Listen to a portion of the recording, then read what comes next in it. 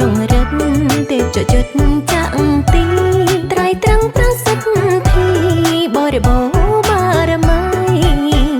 ខែស្រាប់អាចអង្គស្រោចស្រង់លោកជាធ្លាប់វឹកវរធ្លាក់ជ្រុងអើយជ័យ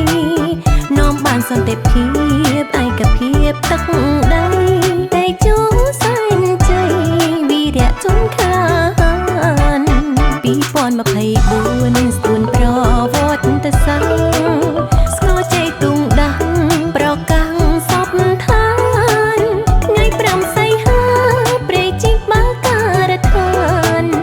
អំណាចខ្មែរបានឯករាជ្យផ្លូវទឹកគូននដែលចូលជ័យយកកម្ពុជាព្រះរាជហឫទ័យក្សត្រាឌិតសម្ដេចដែលជួបដោយផ្ដើមគុំនិតសមិទ្ធផលកើតពិត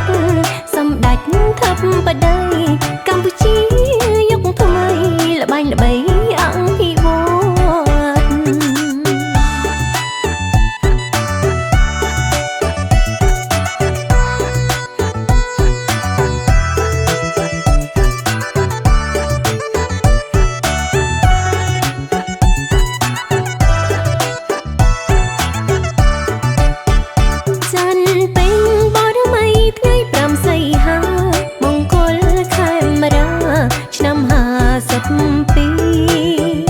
រាជរងរិទ្ធ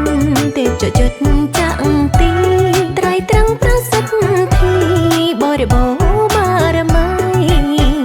ខែស្រាប់អាចអង្គស្រោចស្រង់លោកជាធ្លាប់វឹកវរធ្លាក់ជ្រុងអើយជ័យនាំបានសន្តិភាព